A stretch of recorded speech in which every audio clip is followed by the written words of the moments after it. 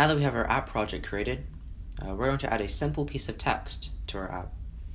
The first part you want to focus on in Xcode, I know it looks very cluttered at the moment, but just focus on the left-hand side and you'll see a sidebar with a hierarchy of folders and files, but there are really only two that we're interested in, and that's one, viewcontroller.swift. This is the code, this is the typing side of creating an app.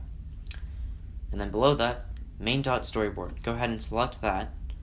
This is the very visual side of app development. This is much like in a Word editor such as Microsoft Word or Apple Pages.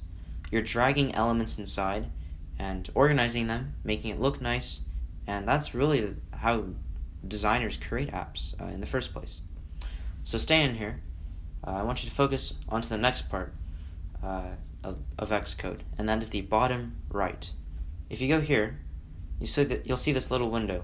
I'm trying to highlight it with my cursor here, and you'll see 4 icons. There's a page document looking icon, then next to it curly braces, a square within a circle, which actually resembles the home button of earlier models of the iPhone, and then next to that, film stock. We want to select the home button icon, or the square within a circle. Make sure that's highlighted in blue. And now, what we're looking at here is the object library. I can scroll. It's a huge catalog. And you can think of this as just full of elements that you can drag into your app to add functionality. For example, look at the bottom. It says filter. It's basically a search bar.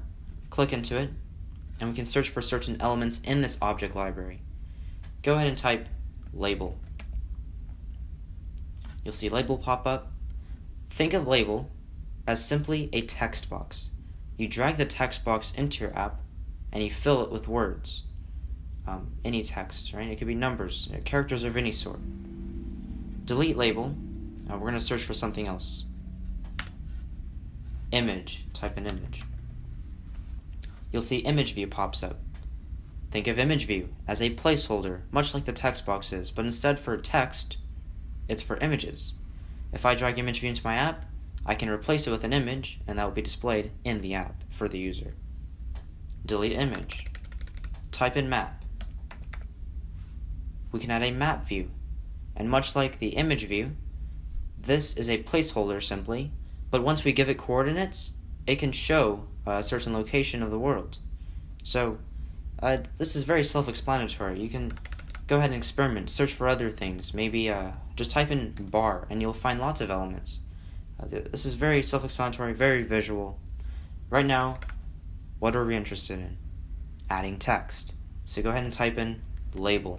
You want to search for label. It'll pop up. Again, think of this as a text box. That's all. You can click and drag on it into your app. And you might notice some blue guidelines pop up, and it might stick to those blue guidelines. These are simply to help you organize elements, in this case, center them. But it can also align it to the left-hand side margins, the right-hand side margins, top margins, and bottom margins. For now, I'm going to center it. Let go, and now you've added a piece of text to your app.